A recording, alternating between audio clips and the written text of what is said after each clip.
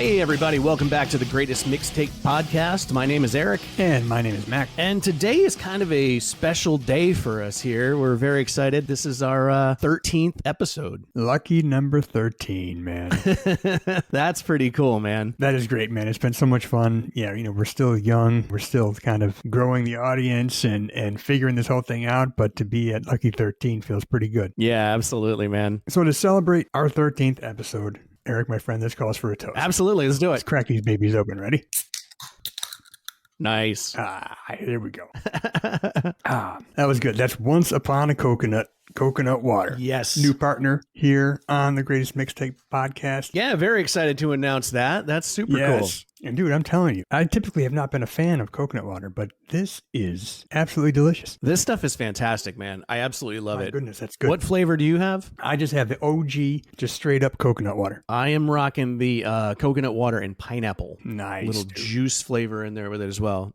This stuff is great too, especially when you think about coconut waters that have flavor like a pineapple. They also have a chocolate. You think, oh my God, it's got to have a ton of sugar, right? And a lot of calories. This whole can is 90 calories. No added sugar, 100% juice. Right. It's fantastic. 100% pure coconut water, never from concentrate, full of electrolytes, all the good stuff. And just another thing I just love about Once Upon a Coconut, for every case of coconut water they sell, they donate 10% of the profits to charity. So I dig that a lot, man. That's rad, man. Check it out, man. Once Upon a Coconut. Go to onceuponacoconut.com to learn more, to shop all of their just awesome flavors. I've been trying them all week. They have a carbonated one with a little bit of caffeine in it, some natural caffeine in it. It's fantastic. Yeah. Go to onceuponacoconut.com or any Sprouts location to check it out. Yeah, I saw that on their social media that they're going to be carried by Sprouts markets now, which is really, really cool. Yeah, that's a big deal. Really good for them. And as they like to say, don't be afraid to grab life by the coconuts.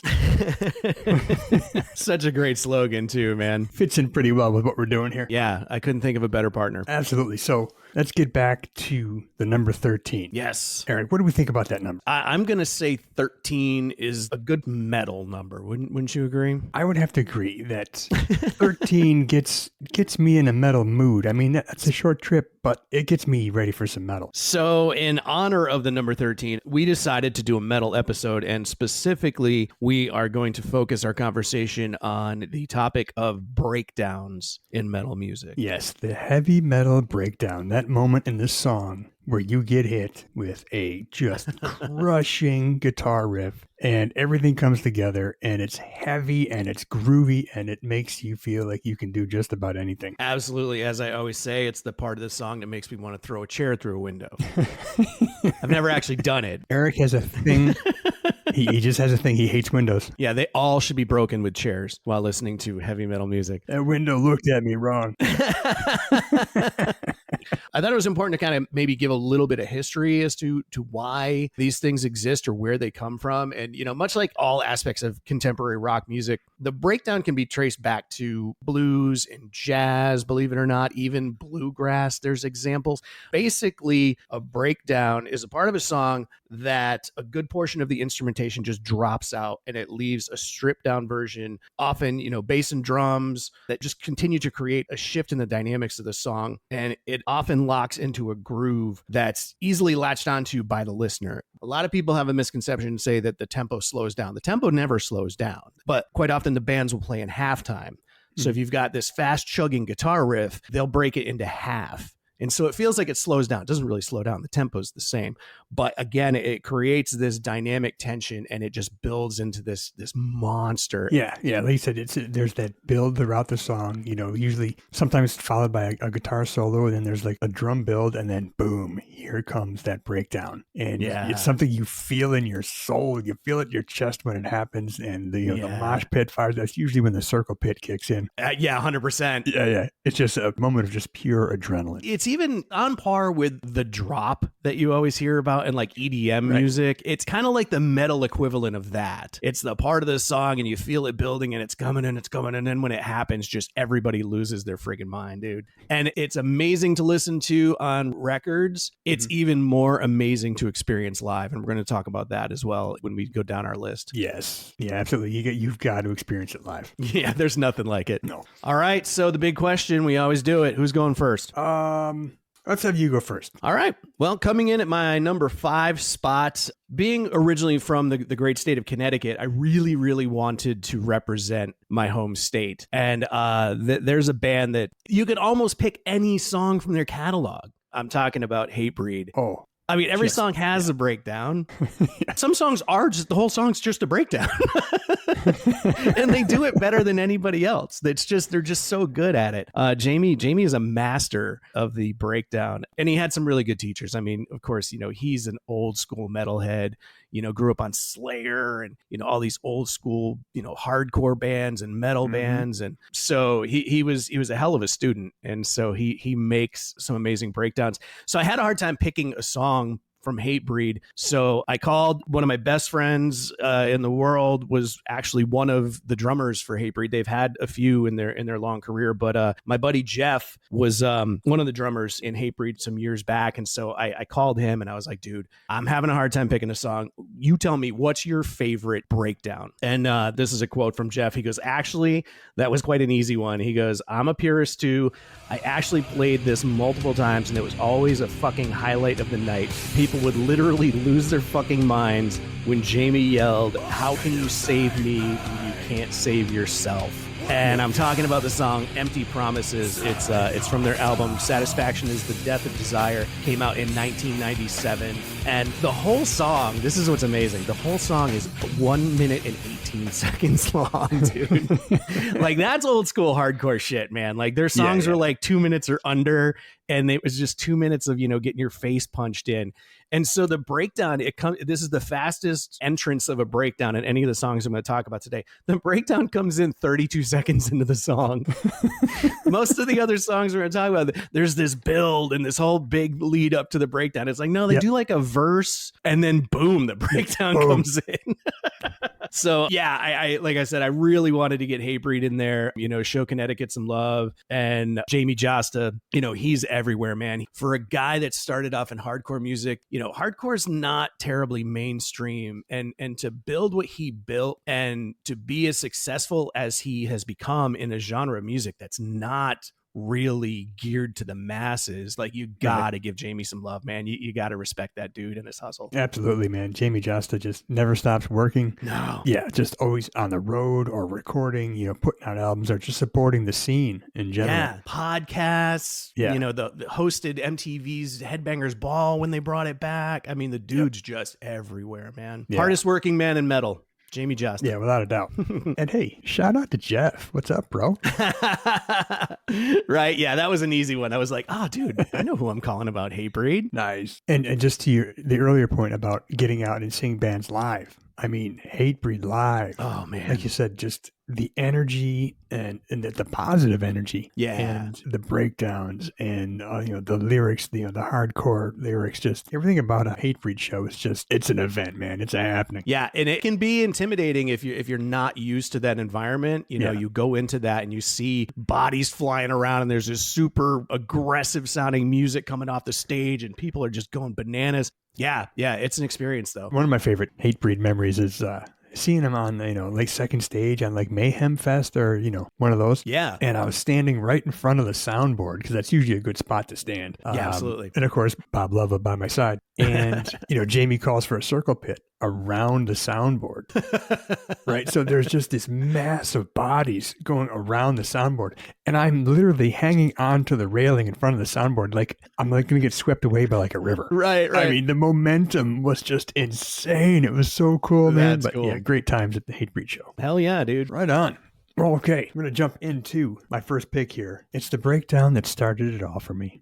Okay. My very first breakdown that I fell in love with, and it's Wake Up Dead by Megadeth. Yeah, that's a serious one, dude. That is a breakdown. 1986 album, Peace Sells, But Who's Buying? Of course, the classic Megadeth lineup with Dave Mustaine, Dave Ellefson, Chris Poland, and Gar Samuelson. Very few lyrics in the song. Yeah, it's a pretty instrumental heavy song. Mostly instrumental. For sure. But the interesting about that song is the lyrics themselves seem a little bit better suited for like a Poison song, because it's really, it's about, Dave coming home after a night out and just sneaking into bed and trying not to wake up his girlfriend because he's hinting that he may have been with another woman while he was out. Exactly. So I know if I wake her, I'll wake up dead. Yeah. Yeah, it's classic stuff. Yeah. Dave was out being a dog. But, great video. Obviously, the video is just iconic. The band's in a cage. Yes, and the fans are just going bananas trying to break into the cage. And then that breakdown kicks in, like around the 3-minute mark of the song. So it's just already been pretty much instrumental for a good 3 minutes. And then bam, bam, bam, bam, and it just kicks in, and it's so heavy and so groovy. And I still remember hearing it the first time and just going, wow, like this heavy band can also have a groove to it. Like that breakdown is catchy. It's heavy as hell, but it's just like, it's irresistible. Yeah, that's a great riff. And that was a really good point you made. Some breakdowns are so good that you almost wish that it was an entire song. Yeah. Like that riff. Oh my God. Can you imagine 3.5 minutes of that riff being an entire? Put that shit on a loop, man. I'll listen to it. Yeah, absolutely, man. But yeah, that was my intro to the metal breakdown, and having just been lucky enough to see Megadeth live a few times. And that song that kicks in, and I just sit there and wait, just kind of drooling, waiting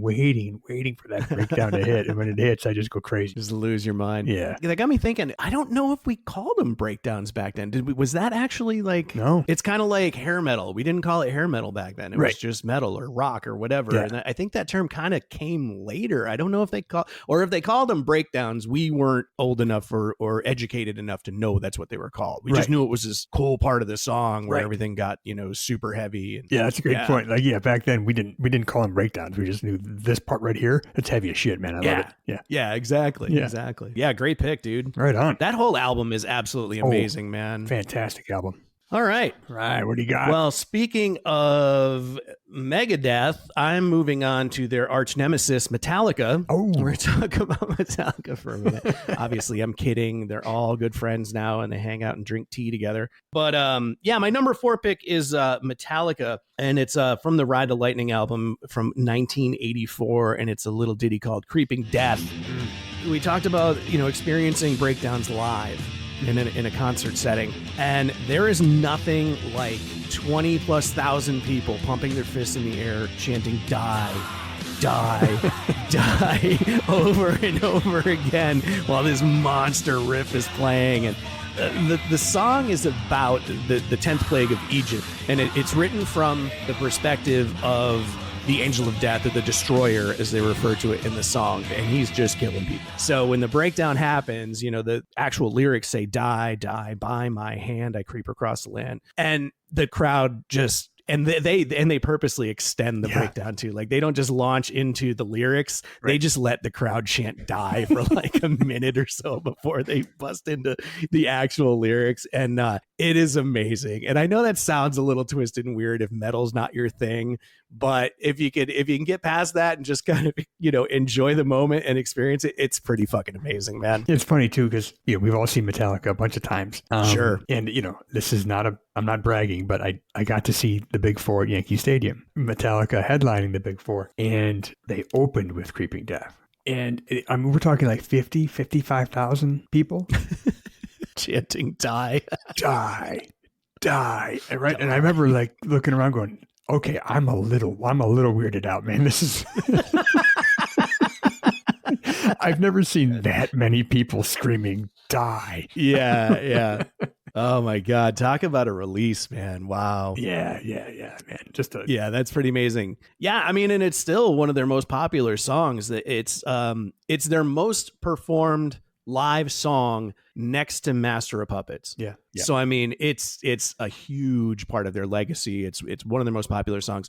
As far as the breakdown goes, other people might pick one, the double bass blast beat breakdown in one, or even the breakdown in Master of Puppets. They might say that those are better examples of breakdowns, but again, from a live perspective, to experience that and everybody chanting and just the power and the energy of it, it's pretty amazing, man. So I felt it needed to be on my list. Oh, absolutely. That's just a legendary breakdown, legendary moment when you see him live. Yeah, absolutely. Yeah. And again, man, they play it every night. So if you see Metallica, there's a 99.999 chance that you are going to hear that song and chant die. And you'll probably get in it. Even if you've never been to a Metallica show, you're going to. Right. And you mentioned that the guys from Metallica and Megadeth hang out and drink tea now. Sure, yeah. Perhaps they drink Once Upon a coconut water. That was the best plug of the night, bro. I will drink to that. All right. So my next pick. I'm coming up in years here. I'm coming up to the year 2018. Okay, a little more contemporary. Yeah, a little thrash crossover band from Texas by the name of Power Trip. And the song is Hornet's Nest. Nice. Yeah, Hornet's Nest was only released as a single. Originally featured in an Adult Swim program called, it was a singles program. Because I remember hearing it and not being able to find it anywhere. And it was driving me nuts. Like you couldn't download it, but eventually you're finally able to grab it and download it. But sure, it's just a super heavy song. I mean, I've just, from the minute I heard Power Trip, I was a fan of Power Trip. Yeah. Just pure, two guitarists, Blake Ibanez and Nick Stewart, just crushing guitars, just riff masters, heavy riff masters, just incredible band. Yeah. Singer Riley Gale, may he rest in peace. Sorry we lost Riley in 2020. But just an amazing front man. Yeah. But the breakdown is just intense. Like, again, there's just this great build. And Riley had this great, he did it a few times in his songs right before the breakdown. You hear him go, ow. And then the breakdown kicks in. And it's just so heavy and so nasty. But it's an interesting breakdown in just the way the riff is structured. It's not just your typical, just kind of like crushing downstrokes. It's a little bit more of a complex riff in the breakdown. Yeah. But just heavy as hell and still groovy. It still makes you kind of want to just sit there and just bounce your head and just dig the groove in that breakdown. So unfortunately, like you said, Power Trip Rally isn't around it, but Power Trip is getting back together with a friend of theirs, a singer from the band called Fugitive, and they're going to be in a few dates this year. So if you get a chance, if you're around and you can catch Power Trip, go see them. All you old school metalheads, new school metalheads, Power Trip's where it's at. Yeah, and it's cool to see them doing that, man. I know, a lot of times, there's some gatekeepers out there who want bands to just go away when a key member passes away like that. And you got to think about it from the rest of the band's perspective too. This is their livelihood too. Yeah. This is just as much their art as it was Riley's. So it's not tarnishing his legacy by any means to go on. And it may sound cliche, but I'm sure he would want them to. That's always the case. And by the way, Eric, if I die tomorrow, please carry on with the podcast. Find another co-host and do your thing. I don't know, man. I don't know if there's anybody out there that can keep me in check the way you do. I don't know. I don't know if I'm gonna find that person, man. It may just be the end of it. I'm gonna say it right now. I would want it that way. I appreciate that, Mac. All right. Moving on to my number 3 pick tonight. And if you couldn't tell, there's a bit of a trend. I'm going to say it. Hatebreed is the newest band that was on my list. And that album came out in, what did I say, 97? So, yeah, I'm sticking old school here. So you're bringing a little more contemporary than I am. But yeah, everything I'm picking tonight, man, it has to be talked about. Yeah. So my number 3, again, from a live perspective, to see this song performed live and to be on the floor when Scott Ian yells "War Dance" and a circle pit breaks out, dude. Anthrax, the song is Indians, off of their 1987 thrash masterpiece. This album from start to finish, Among the Living, is just fantastic, dude. It's so good. Lyrically, the song is about the plight of Native Americans. Joey Belladonna, the lead singer of Anthrax, is Native American himself. So he wrote this song kind of about the plight of the Native Americans and the colonizers and how they were treated and all these terrible things that happened to them.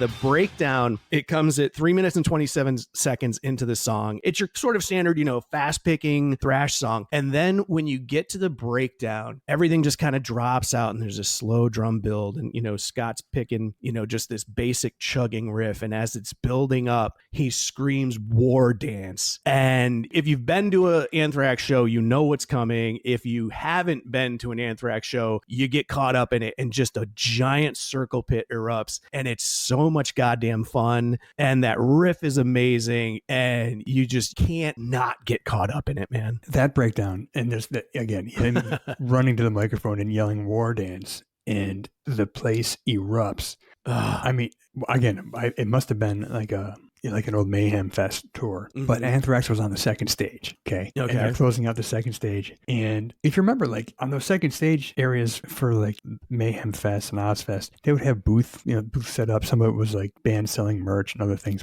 Yeah, sure. And there were a group of, Native Americans there kind of selling, different things, but they had the full dress on. Oh, cool. Right. So then it's time for Anthrax to come on. And they start playing Indians, and these two gentlemen in full dress come out on stage. And Scotty yells war dance, and these guys start in a circle on the stage doing a war dance. That's so rad. And the crowd goes bananas, right? Hell yeah. And at that same moment, it starts raining. I mean, oh my God. Rain like you read about. Like, it was just pouring. And I remember just standing there looking around, taking it all in. And I'm like, this is the coolest fucking thing I've ever seen in my life. Dude, that's amazing, man. Yeah. I don't think Hollywood could have written a better script, dude. That's cool. It was incredible, man. It was just to be part of it. The energy, it was incredible. That's great, man. I think it's important to point out too that, yeah, the band themselves, I've seen numerous interviews with them where they actually refer to those parts of their songs as the mosh part. They never really, when they're writing songs, is of, oh, let's do a breakdown here. They always say, let's throw in a mosh part, because they know that's when people are moshing during their whole set anyway. But really, those are the parts of the song where people just absolutely lose their mind. As a matter of fact, a few years ago, and I'm probably maybe shouldn't admit this on the podcast, I might get myself in trouble, but a few years ago, I had back surgery. Shortly after the back surgery, I'm probably still healing. I go to an Anthrax show. Of course you did. Exactly. Yeah, of course I did. And we're up in the balcony, right? So I'm safe. I have a seat like the old guy that I am, right? And I'm just, we're watching Anthrax. It's at a theater, and Indian starts, dude. And I look at the people I'm with and I'm like, I'll be back. And I just dart and I go down onto the floor, dude. And my friends are up in the balcony and they're all looking over the balcony going, where the hell is he? And all of a sudden, when the war dance part breaks out, dude, they're like, oh, there he is. And I'm in the pit just bouncing around, dude. And they're cracking up. They're like, you fucking idiot. Yeah. Like, I don't know, maybe a few months removed from back surgery. And so I get back to my seat, and the first thing I said, I'm like, don't tell my wife I did that. Or I suppose my doctor, but that's just to give you an example of what that song can do to you, man. Yeah, I had to be in the pit for that one part, man. Oh my God. When that song hits, you're right. Like, if you're in a seat, forget it. I got to go on the floor. Have you ever told Chris that story, or is this the first time she's hearing this? She'll hear it here first. All right. All right. We're breaking news here. Look at us. Yeah. I don't think she's going to be surprised, to be honest with you. She knows me too well. No. She'll probably just roll her eyes and go back to whatever she was doing. I'm sure she will. Yeah, absolutely. All right. Let's keep this breakdown party going here. Hell yeah. I'm going to go with a 1994 album from the band Machine Head. The album is Burn My Eyes, and the song is Davidian.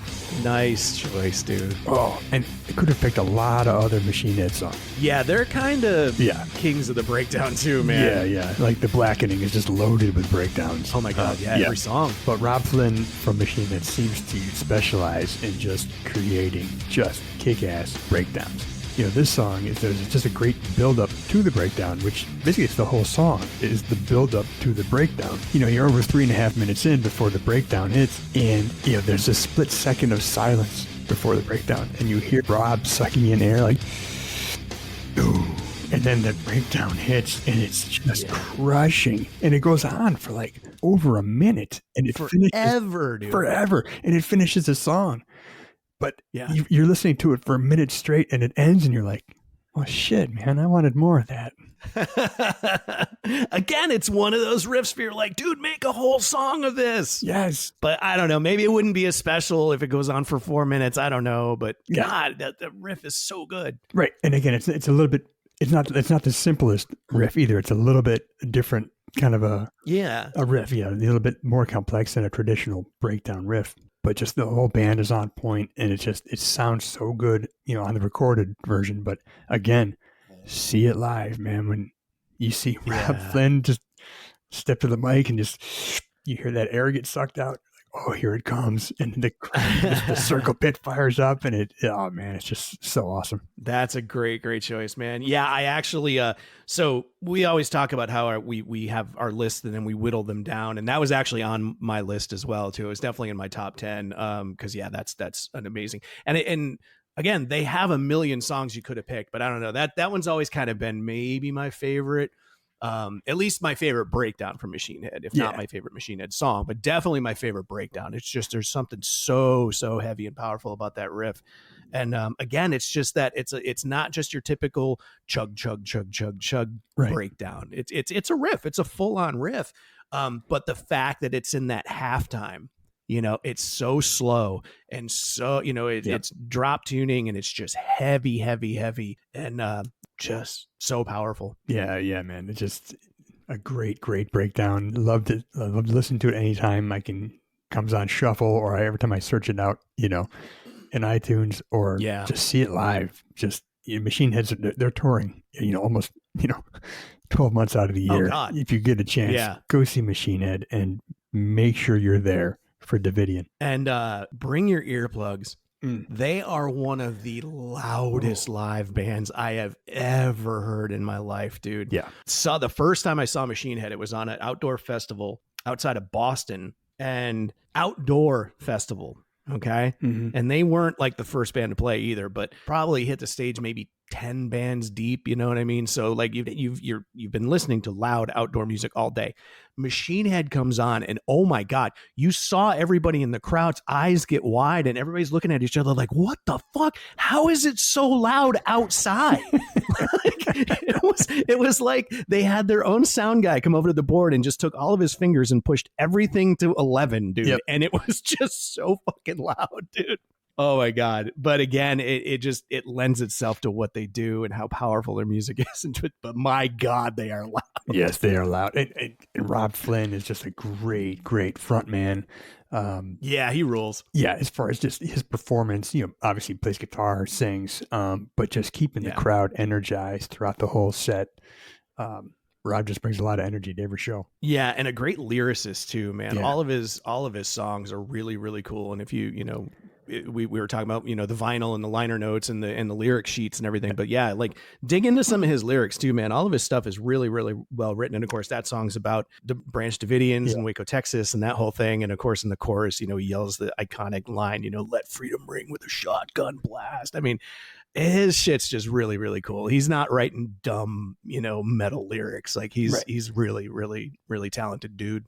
I remember one time, maybe 10 years ago, they had released a new album, and I had the lyrics out, and they had a really nice like CD package with almost like a book full of the lyrics. Yeah, cool. And I had the book out, and I was reading it, and my mom was at the house. So of course she knows nothing; she's never heard of Machine Head or whatever. So I said, "Hey, Mom, just read this," and I handed her the lyric book, and she was reading it, and she stops and she goes, "Holy shit!" She's like, "This is like poetry. This is beautiful."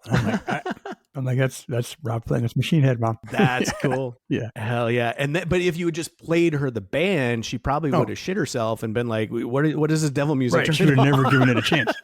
Yeah. Right. Okay. Where are you going next, my friend? All right. Well, like I said, I'm sticking to the old school here. And of all the songs that I could have picked for this episode, I'm going to say, even though it's in my number 2 spot, I'm going to say it's probably the most important breakdown. It's the most important song that I'm going to talk about tonight. And the reason I say that is because I did a lot of research for this topic and read a lot of other people's opinions as well, just to maybe I missed something or, you know, get inspired from other people's lists. And this song is just almost universally pointed to as the breakdown. In 1986, Slayer created the archetypal metal breakdown in their song Raining Blood from the album Rain in Blood, written by guitarist Kerry King and the late great Jeff Hanneman. So, dude, the song starts with 33 seconds of thunder and rain and this weird-ass dissonant guitar and this echoey little drum pattern that just builds up. It just sounds evil and scary.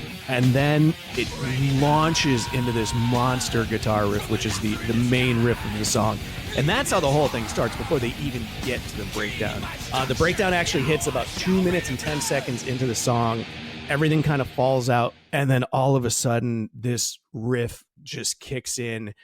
And again, it's one of those moments when you see it live, holy shit, you think the building's coming down, man. It's so huge and so powerful, and people lose their freaking minds, and the pit opens up. You just got to experience it to really understand what I'm talking about. And they hold that intro longer live. Yeah. So it just builds more and more until that riff kicks in. It's unreal, man. And for a guy who never made it in music, I got to do some really cool shit while I was playing in bands back in the day. And one of my proudest moments was I got to open for Slayer. The band I was in was sponsored by Jägermeister. And so they used to hook us up with, whenever Jaeger bands would come through town, we would often get an opening slot. It was Slayer, Mastodon, and Killswitch Engage. It was the Jägermeister tour in, I want to say 2004-ish. Somewhere around there. I remember the show. I don't remember the year. Yeah, that was something, man. And there is nothing more terrifying as a performer to go on stage before Slayer because their fans can be nasty, bro. They're kind of notorious for not being terribly friendly to opening bands. But I think that was maybe like 80s and 90s. But by the time I got to play that show, it was more of a mixed crowd. And I think kids were more accepting. The same kids that listened to Slayer also listened to Linkin Park or Nine Inch Nails, or, they would listen to all kinds of stuff. Whereas back in the day, man, it was Slayer or nothing. Their fans would throw batteries. They would bring 9-volt batteries in their pockets and throw them at the opening band. So I was terrified. I was shitting my pants, but it was one of the coolest experiences of my life. But on that tour, the reason I brought that up was on that tour, they brought this giant rig with them, and it was PVC pipes with holes drilled in it. And there was this rack, this giant contraption above the stage. And when they played Raining Blood, it would literally rain blood on the band. And so by the time they were done with that song, they were just completely drenched in fake blood. It was all over their drums, all over their guitars, all over them. They looked fucking scary. It was like a horror movie, dude. As if Slayer couldn't get more evil in their like appearance. I mean, it was unbelievable. I wish they'd never stopped doing that. Oh, I know, dude. First of all, I remember being at that show when you opened for them and being in the crowd. And being like, oh, God, don't throw batteries at him. Don't throw batteries. Yeah, we survived, man. You did. And again, just another great Slayer show. And Raining Blood itself in its entirety is just incredible. We already talked about the intro. Sure. But that breakdown hits. And it's just a combination of, either a pit going crazy or people just standing firmly in one spot, just headbanging. Just thrashing. It's so much fun. Like you said, that's the one that kind of set the pace. That's the breakdown right there. Yeah, every metalcore band, every deathcore band, any subgenre that does breakdowns, it's because of that song. They're basically doing Raining Blood. whatever song it is, Lorna Shore, or whatever the band is, that's doing a breakdown. Dude, it's because of that song. Yeah. And half of them sound like it. It's just that real basic downstroke. It's heavy as fuck, and it's slow and evil sounding, and just again that's where it really came together and became, like I said, the archetypal metal breakdown. Yeah, that's it. It's that song. And just another quick note on that show: you snuck us to some after party after that show that we weren't invited to, but you just got us in there somehow. And it was like a little Jägermeister after party. Oh, the lounge, yeah, the Jaeger lounge, yeah. And then Kerry King and Jeff Hanneman show up. That's right. And they walk in and they're signing, autographing posters. Yeah. And like you said, they're like nice guys. Like I didn't expect. Super nice dudes. I didn't know what my interaction with Slayer was going to be. Right. And, they signed the poster for me. And then, Kerry King sticks out his hand for me to shake it. I'm like, oh, all right. I did not see that coming. But cool, Yeah. Yeah, that was amazing. Yeah, shout out to my former band Q. The coolest part or one of the cool parts of that experience as well was we get off stage and it was we had a really short set. It was like 20 minutes, man. So we just went out there and we hammered through some songs. We got off stage and it felt like 2 minutes. It went by so fast. It was like such a cool experience. But one of the first people we run into when we get off stage is this beautiful woman standing on the side of the stage, covered in tattoos, real rocker chick. And she's talking to my singer. And Kerry King's wife, loved our band, dude. Stood on the side of the stage, watched our whole set. We gave her a CD. She was so cool. So yeah, that everybody in that camp, man. I mean, again, if you're not a metal person, looking in from the outside, they seem super scary and evil and stuff. They're the nicest people in the world, man. They're so cool. Another thing we love about Slayer shows are just the fans that just at random moments just yell out, Slayer! Slayer! It's like the battle cry or the mating call of the Slayer fan. And then we used to riff on it and be like, yo, man, I got a headache. I need some Bayer. What do you listen to, John Mayer? Oh, we're idiots. We were the only ones laughing at that stuff at the concert too, by the way. Yeah, that's true.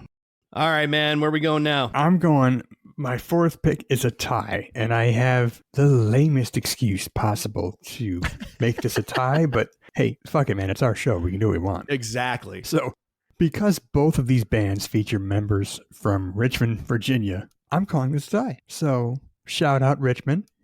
So, I'm going to go with two songs here. I'm going to go with Miserable Failure by the band Iron Reagan. Oh, wow. And Now You've Got Something to Die For by Lamb of God. All right. So I'll start with Miserable Failure by Iron Reagan, a song that just makes me happy. It just makes me smile. It's so much fun. From the 2014 album, The Tyranny of Will. Iron Reagan's a crossover thrash sort of supergroup featuring members of Municipal Waste, Cannabis Corpse, Darkest Hour, Hellbear. But it's just, first off, the video for the song is just fun. It's just the band members going and like fucking up a poetry reading, terrorizing a supermarket, a coffee shop, and like this outdoor sort of sitting area like next to a fountain.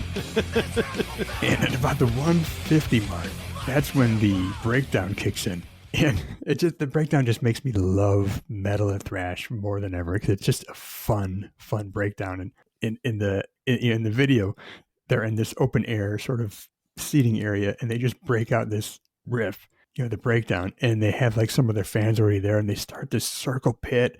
And at the same time, there's all these people going about their day. And like legit have no idea what's going on. And they're just super confused. Like, what's happening? That's and there's so this great. monster circle pit going.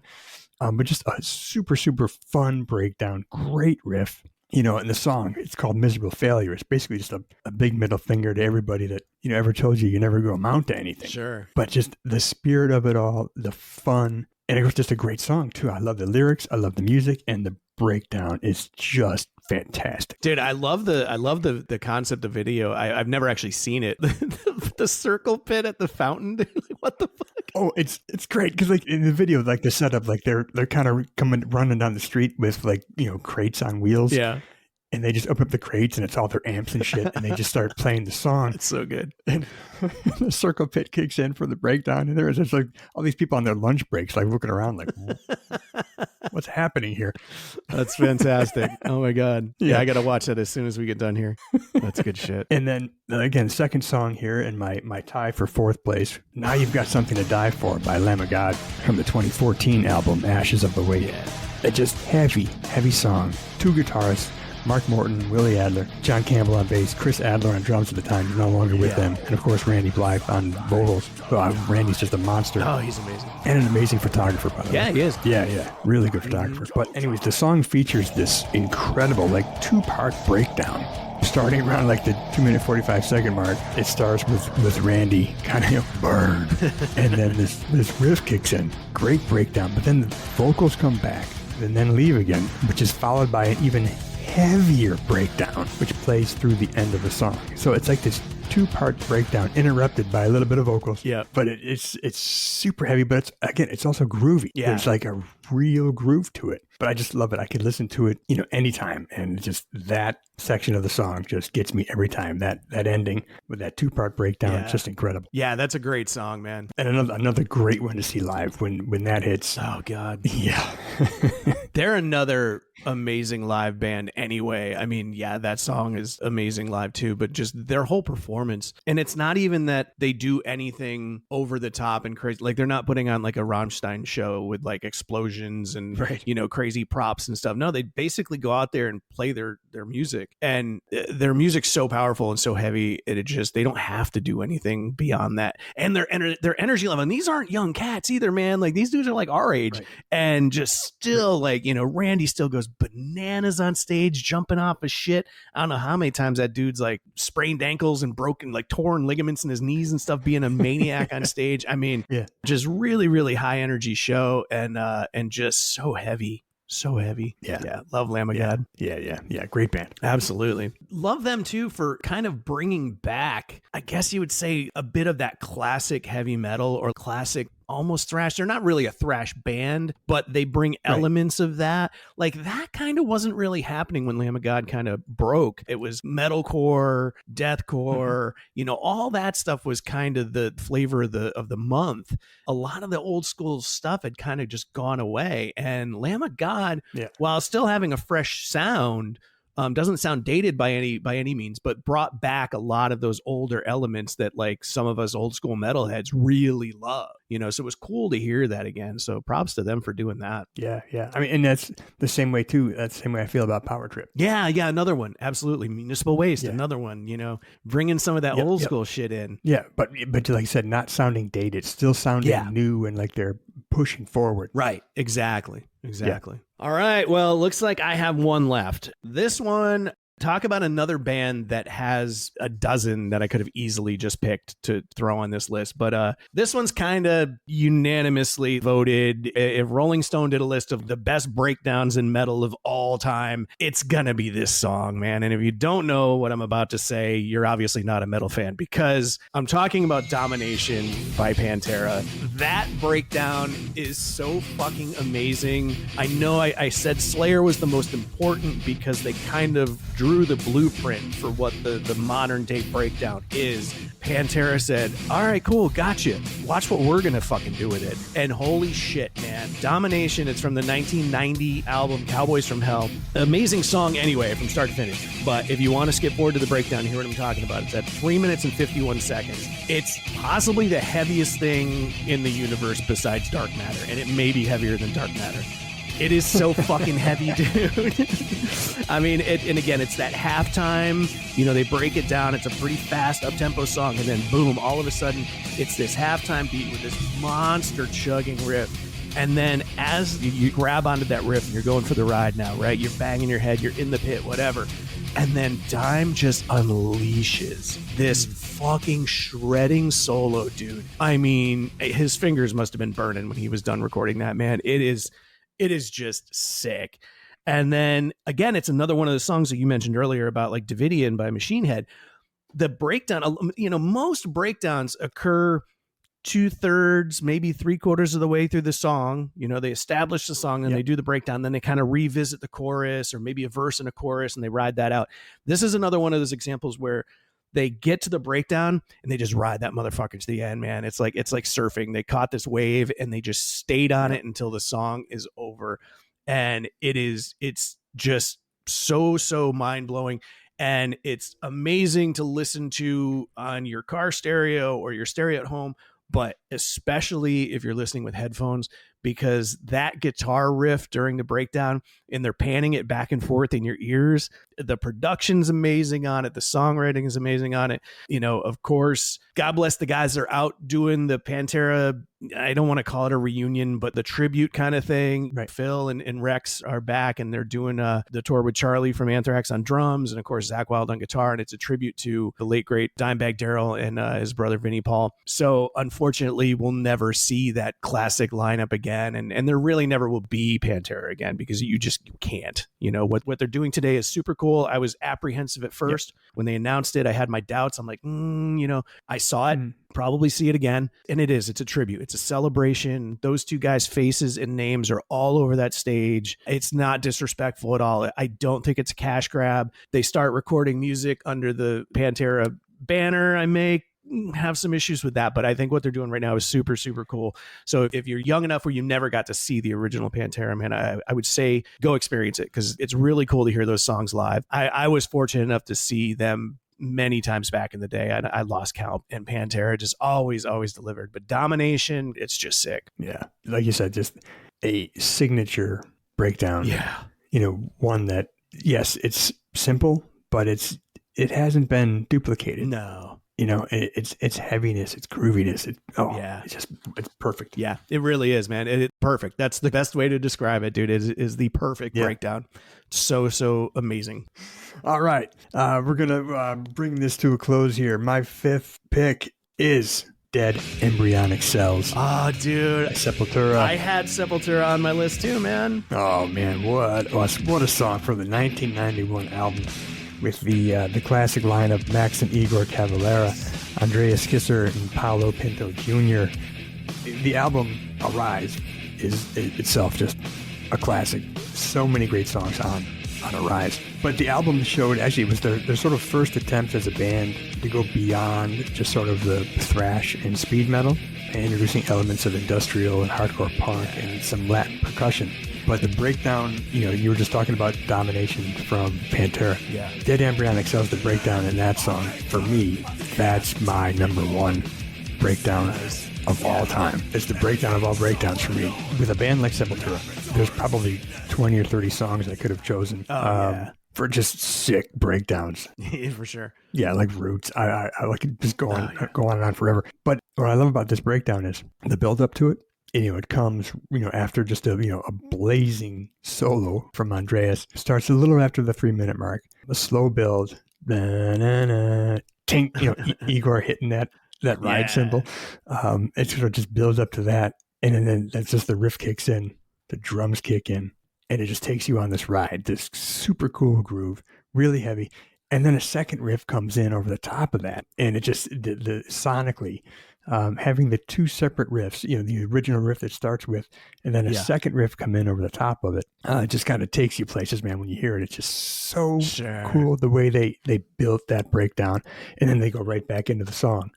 But that's my favorite breakdown. I was lucky enough to see it live a couple of years ago when Max and Igor toured. Yes. Yeah, they did Beneath the Remains and Arise, start to finish, both albums. That's amazing. And the only video I took the whole show, because I hate people that stand there with their phones in the air the whole time, blocking my view. Yeah. But the only video I took was that breakdown. Nice. And I swear to you, I'm not bullshitting when I say this. I pull that video up on my phone all the time, and I just watch it and smile. That's dope, dude. But I was there. I got to see my favorite breakdown. Hell yeah. Yeah, if you don't already know, if you're not familiar, go check out Sepultura, an amazing band, guys from Brazil. Just groovy, heavy, and like I said, starting with this album, introducing some of those, Latin percussion and some different instrumentation, just really interesting things they were doing, kind of ahead of their time in that aspect. Yeah, really, really innovative band in terms of mixing influences, and especially, the tribal drum stuff and things that they were doing from, their Brazilian roots and everything. Just really, really cool stuff. And if you're into drums, man, Sepultura is just unbelievable. Really, really cool shit going on. Yeah, I love that tribal drumming that they brought in. Just, incredible. And the live performances, go on YouTube, check out like live performances of Roots, Bloody Roots. My God. Check it out. They're one of those bands that you can't listen to and not just bob your head. You know what I mean? Yeah. They're just, it's so groovy and fantastic. Great pick, dude. I got to mention one honorable mention. Cool. Got to mention Into the Pit by Testament. I wasn't able to squeeze it in. I just have this fear that if we don't mention Testament the day after this episode airs, I'm going to get a knock on the door. I'm going to open the door, and it's going to be Chuck Billy. And he's not going to say a word. He's just going to slug me in the jaw. And you don't want to get punched in the face by Chuck Billy, dude. No, I don't think anybody wants that. All right. How about we got time for a couple shout outs here. I'll get through these quick. We love thanking new and existing listeners. So some international shout outs. How about Puerto Rico, Switzerland, nice, India, Denmark, and London. Now, we've talked about London before, but London recently is coming in big time. So nice. What's up, London? Thank you, London. Hell yeah. Here in the U.S., Daly City, Grand Junction, Burlington, Pompano Beach, El Cajon, coming with the cojones. Burnsville, Santa Clara, Sarasota, Tampa, and Council Bluffs, Iowa, coming back like big time checking us out. So thank you very much, Council Bluffs. And as always, check us out on Instagram at The Greatest Mixtape Podcast. Shoot us an email. Let us know how we're doing. Give us some show ideas. The Greatest Mixtape Podcast at gmail.com. And whatever platform you're listening on, if you have a second, subscribe to us, rate us, review us. We'd love to hear what you think, but all that stuff really helps us out. Yeah, absolutely. The algorithms are such a weird thing. I still haven't figured it out, but anytime you like or subscribe, it helps us out big time. So please do. Absolutely. And thanks once again to our good friends at Once Upon a Coconut. Hell yeah. Happy to be partnering with them on this. And hey, man, just grab life by the coconuts. That's such a great slogan, dude. I love it.